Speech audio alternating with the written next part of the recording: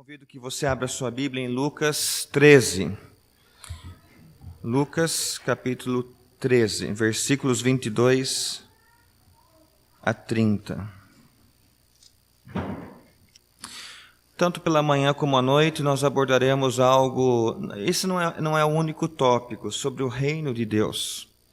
E nós aprendemos lendo alguns livros, no seminário, que o reino é já, agora e ainda não. Já agora, Cristo reina em nossos corações, e ainda não, porque há uma plenitude, há algo que esperamos, a consumação, de fato, com Cristo, no novo céu e nova terra. Então, o já agora é uma realidade, e o ainda não também é uma realidade, que ainda almejamos a volta do Senhor e essa plenitude.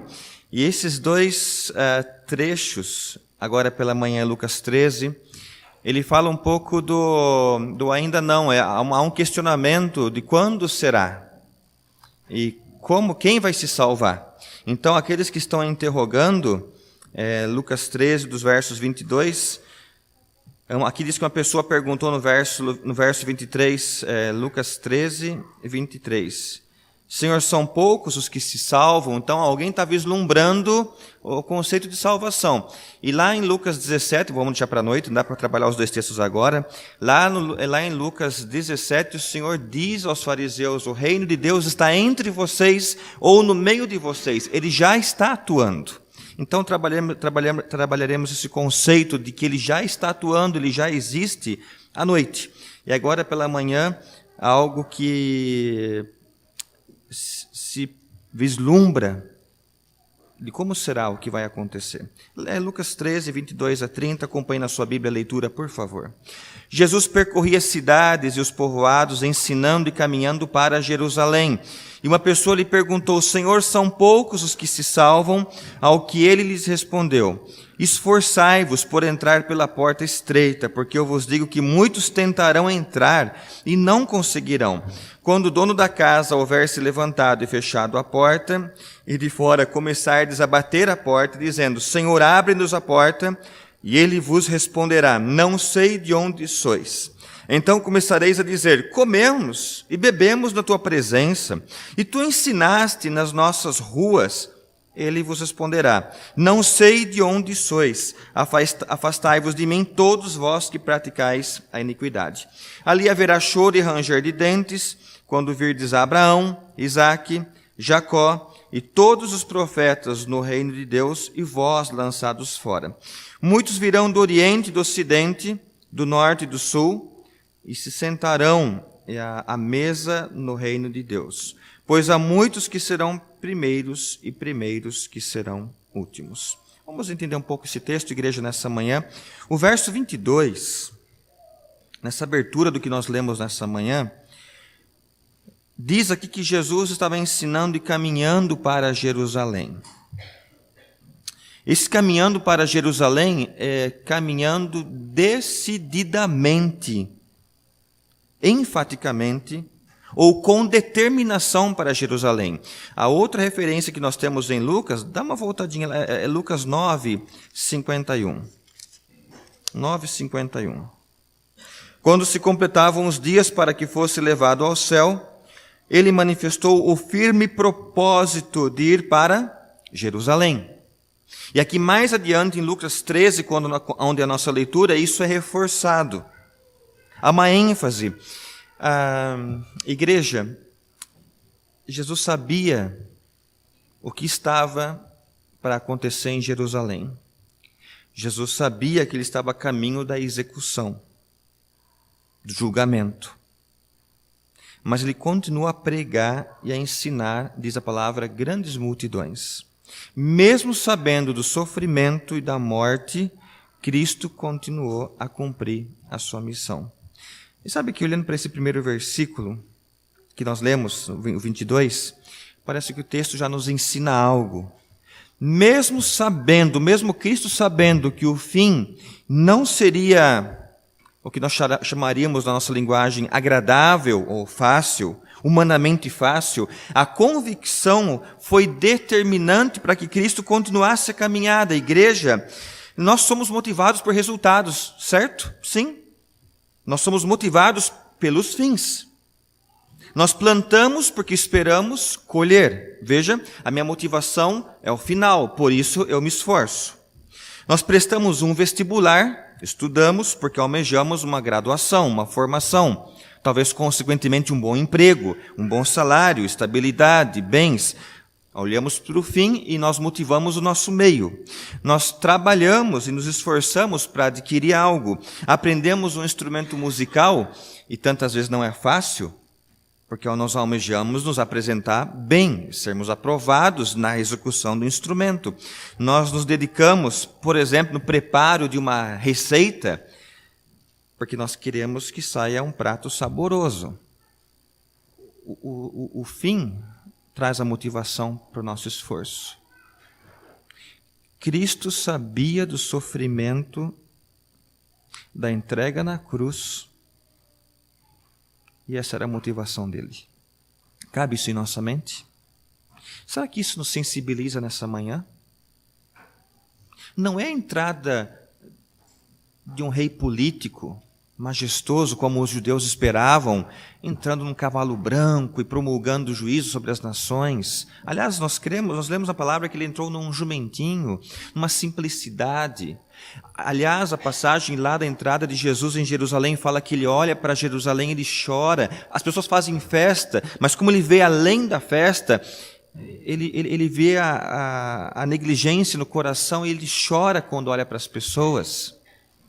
Mas mesmo assim, quando nós vemos que Jesus estava ensinando e caminhando para Jerusalém, esse caminhando é com firme propósito. E igreja, ele sabia do sofrimento, sabia da crucificação, do o que haveria de padecer.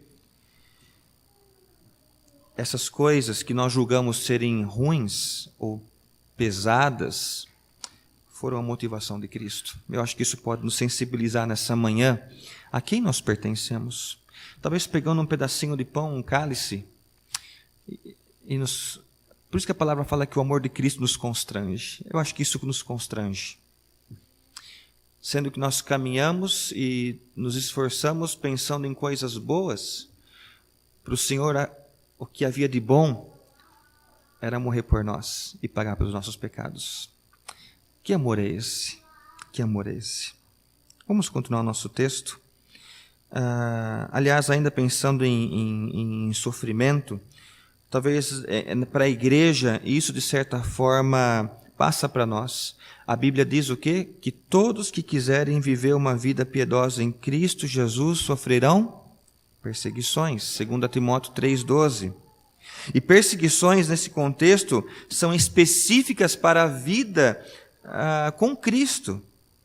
A figura é alguém que tem os ideais bem pautados, que não serão negociados. As perseguições mostram alguém que não negocia a fé que tem. Não é condição de ser um crente chato, turrão, não, isso é outra coisa. Não é isso que o texto fala. Mas a condição de saber no que crê e não busca alternativas, por exemplo, de amizades com o mundo. É triste, mas tem tanto cristão negociando com o mundo, fazendo amizade com o mundo. Dê uma olhada no Lucas 13, 23. Aqui aparece um questionamento. Uma pessoa lhe perguntou: Senhor, são poucos os que se salvam? Talvez ele, tipo assim, como eu, talvez ele colocaria isso, né? São poucos os que são salvos. E o verso 24 vem a resposta: esforçai-vos por entrar pela porta estreita. Pela porta estreita. Vamos entender esse conceito de porta estreita, igreja. A ideia inicial que nós temos, olhando para esse texto, talvez você aprendeu isso durante anos, é que poucas pessoas podem passar por uma porta estreita. Não é esse conceito? Talvez sim. Poucas pessoas podem passar por uma porta estreita e que, consequentemente, de fato, poucos passarão. Mas dê uma olhada no verso 29. Muitos virão do Oriente. Aqui, quando fala Oriente, são os quatro cantos de todos os lugares. Fala sobre muitos. Então parece, igreja, que a ênfase de Cristo nessa resposta no verso 24 não é sobre quantidade de pessoas, mas de ensinar algo. Porta sugere escolha. Vamos entender isso um pouco melhor? Vamos lá para Mateus 7. Deixa marcado aqui em Lucas. Volte no primeiro evangelho, Mateus capítulo 7. Apenas para jogar luz sobre esse texto, tendo mais compreensão. Mateus 7. Aliás, Mateus 5, 6 e 7 faz parte do quê? Da mensagem do Sermão do Monte. Mateus 7, dá uma olhadinha, versículo 13. Se há algo que não é familiar com o que nós já lemos. Alguém lê, por favor, 7, 13 e 14. Obrigado. Esse trecho aparece em que lugar no Sermão do Monte? No final. Isso é importante a gente identificar, no final. Igreja, Jesus conclui o Sermão do Monte de maneira quádrupla. Como que é isso, pastor? 2 caminhos ou 2 portas, como o pastor Paulo leu, 13 e 14. Bate o olho lá nos versículos 15 a 20, tem 2 árvores. Árvore boa e árvore má. Mais adiante, versículos 21 a 23 do capítulo 7, 2 declarações. E um pouco mais para frente, versos 24 a 27, nós temos o quê? 2 fundamentos.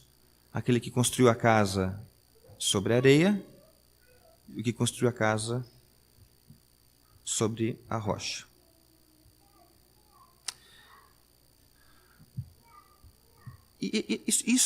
Esse final é falado depois do quê? Se você olhar para Mateus 5, 6 e 7, nós não vamos abordar tudo, não temos o tempo nessa manhã, igreja.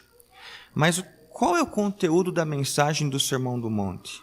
Sermos sal e luz é um tema? Sim, é um tema. Se você for olhar agora, você vai identificar. Fala sobre a mágoa. Lembra? Deixa a oferta no altar, reconcilia com o teu irmão e deposita a oferta. O trecho fala sobre o perigo da infidelidade. Lembra daquele trecho? Se o teu olho te faz pecar, arranca-o fora. Ou se a tua mão te faz pecar, lá o conceito não é que você tem que sair arrancando o olho, é sobre fidelidade ou infidelidade. Fala sobre amor aos inimigos, fala sobre oração. O trecho de 5 a 7 fala sobre ajuntar tesouros na terra, entre outras palavras, servir outros senhores. O Sermão do Monte fala sobre ansiedade, e tem mais temas que são abordados no Sermão do Monte. Depois de tudo isso, igreja, Jesus nos confronta. Que tipo de árvore eu e você seremos? Depois de todos esses ensinos, Jesus pergunta, que tipo de declaração você vai fazer? Você vai viver a vontade de Deus? Ou vai chamar Senhor, Senhor, e Ele não vai te conhecer? Onde construirei a minha vida? Na areia ou na rocha? E por fim, que é a nossa ênfase nessa manhã, que caminho, que porta eu vou escolher? Depois de tudo que Jesus ensinou, de 5 a 7, que porta que eu vou escolher? Vamos voltar para Lucas 13, eu acho que já jogamos um pouco de luz. Igreja, porta sugere escolha. Escolha. E o que nós entendemos olhando no texto, que o mundo é uma porta aberta, há um caminho largo, onde todos já estão caminhando por esse caminho. Há uma porta estreita no texto que nos mostra que há uma opção além da porta larga. Essa é a ênfase nesse texto. Não só sobre o conceito de estreita em si, que às vezes nós nos detemos apenas uma porta estreita, no conceito de ser muito difícil, mas na verdade Jesus está falando, há uma outra opção. Do caminho largo, da porta larga, que já se apresenta, há uma outra porta que é chamada de porta estreita. A porta larga nos leva a uma caminhagem, a uma viagem sem compromisso. Essa é a ênfase, igreja, aqui no texto. Não há compromisso com Cristo, aqueles que caminham o caminho largo. Não há prestação de contas. Tudo é permitido porque todo mundo faz. Este é o caminho largo. Dá uma olhadinha no verso 27. E ele vos responderá, não sei de onde sois, afastai-vos de mim, todos vós que praticais a iniquidade. Essa frase todos vós que praticais a iniquidade são para as pessoas do caminho largo. Igreja, a porta é estreita, o caminho é apertado para quem quer praticar o que foi ensinado por Cristo. A pergunta é nessa manhã: que caminho você está, ou que porta você tem escolhido? Lucas 13, versos 25 e 27, repete uma frase. Isso deve chamar a nossa atenção. O final do versículo 25, qual que é a frase? Não sei de onde sois. Veja o verso 27, no começo. Não sei de onde sois. A pergunta para nós é: Jesus não sabia? Ah, sabia. Com certeza ele sabia de onde eles eram e quem eles eram. E é interessante que eles não entenderam essa colocação de Jesus. Eles começam a ajudar Jesus a lembrar. Jesus, vem cá, vem cá. Quando o senhor estava comendo e bebendo, a gente estava com o senhor lá. O senhor não se lembra? Ah, agora você vai se lembrar. Quando o senhor ensinava, Jesus, nós estávamos lá juntos, aprendendo do Senhor. Agora o senhor se recorda? Ajudamos? Estávamos lá, onde o Senhor estava. Igreja, as pessoas não conseguem entrar, não porque a porta é estreita, mas porque elas não podem entrar. Essa é a ênfase aqui no texto. Não porque a porta, mas é porque elas não podem entrar. Jesus não os reconhece como seus filhos, como os discípulos. Não porque não se lembrava deles, mas o não reconhecimento se dá porque eram pessoas que praticavam o quê? Segundo o verso 27, a iniquidade. Praticavam, andaram com Jesus, comeram com Jesus, mas escolheram uma vida diferente daquela que Jesus tinha proposto, por exemplo, no Sermão do Monte. Quando ele ensinou todas aquelas coisas, eles até ouviam aquelas coisas. E de repente, alguns deles estavam lá no Sermão do Monte, e ouviram todos aqueles ensinos, mas apenas ouviram, e quando aquela proposta que foi ouvida tinha que ser colocada em prática, eles falaram: não, agora não. Na hora, Jesus diz aqui: eu não sei de onde vocês são. A palavra iniquidade significa, em algumas traduções, parece que os irmãos têm injustiça, é isso? Outras traduções trazem aqueles que praticavam o mal. Mas, igreja, o importante aqui não é praticar o mal deliberado, violência. Mas que nós vemos às vezes em televisão, em jornais, tal. Não é esse tipo de mal. Mas é o mal de não obedecer ao Senhor. De saber o que tem que ser feito, a forma que tem que ser vivido, e escolher não fazer isso. O Senhor chama isso de mal. Ele chama isso de iniquidade. Não viver de acordo com a vida que Cristo deseja que eu e você vivamos. Os personagens no verso 28, aparecem uns nomes aí, não aparece? Quais são os nomes? Abraão, Isaac, Jacó, depois fala todos os profetas do reino de Deus. Quando pensamos em Abraão e Isaac, que palavra vem à sua mente? Quem quer arriscar? Obediência. Também quando vemos em Jacó, obediência, profetas, obediência. Os personagens citados no verso 28 nos convidam para uma palavra que não está aqui, mas está ao mesmo tempo, está escondida nesses nomes. A palavra se resume em obediência. E Jesus dá a resposta: olha, nós comemos juntos sim, nós bebemos juntos, quando eu ensinei vocês, eu sei que vocês estavam lá, mas vocês obedeceram? Essa é a questão. Como Abraão e Isaac obedeceram, como Jacó obedeceu, como outros obedeceram. Sim, eu reconheço o semblante de vocês, mas vocês optaram em seguir outros caminhos que não da obediência. Igreja, uma reflexão para nós nessa manhã: a forma como falamos, como andamos, como nos relacionamos, isso é para mim também, para você, para todos. Nos identifica quem nós somos, a quem pertencemos. Igreja, sabe o que Cristo ensina? Ninguém é salvo porque pai ou mãe são salvos. Ninguém é salvo porque pratica atos religiosos. Ninguém é salvo pelas tradições. Ninguém é salvo pela sua raça. Ninguém é salvo por sua etnia. A salvação é determinada pela escolha de se viver na graça redentora de Cristo. É andar nessa graça, andar em obediência ao Senhor. Conhecer e andar com Cristo requer esforço, por isso que ele fala, esforçai-vos. Sair do caminho largo requer decisão, requer esforço. Olhe para os versos 29 e 30, nós finalizamos a nossa reflexão com esses 2 versículos. Muitos virão do Oriente, do Ocidente, do Norte e do Sul, e se sentarão à mesa do reino de Deus, pois há muitos que serão primeiros e primeiros que serão últimos. Igreja, o reino de Deus incluirá pessoas do mundo inteiro. E talvez haverá, alguém já disse isso, talvez haverá muitas surpresas no reino de Deus. Algumas pessoas que julgamos serem famosas ou poderosas serão deixadas de lado, de fora dos portões celestiais. E outros, que eu chamaria de anonimamente piedosos, estarão com ele.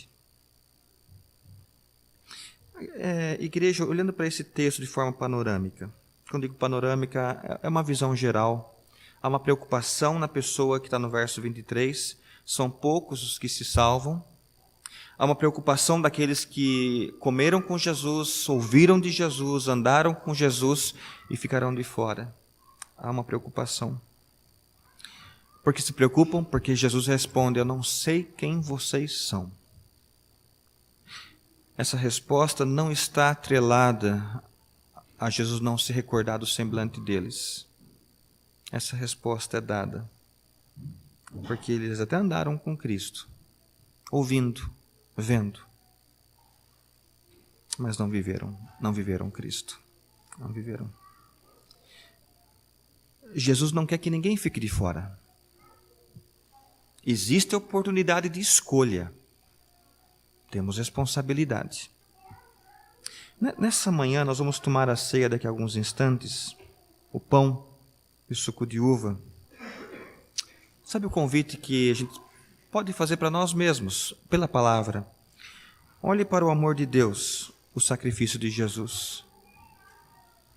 Olhe para o perdão dos pecados na cruz, que alto preço foi pago. Por isso que Isaías fala que nem dinheiro, nada pode comprar. Não porque pudesse ser comprado, mas não tem como.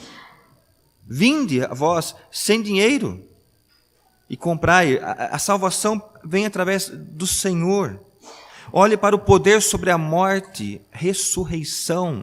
Daqui a alguns domingos comemoraremos essa data especial no cristianismo, ressurreição. E por último, igreja, olhe para si reconhecendo os pecados. A iniquidade, que é a palavra mencionada no verso 27. Todos vós que praticais a iniquidade. Eu creio que quando Jesus fala isso, há um choque naqueles que ouviram. Momento de olhar internamente.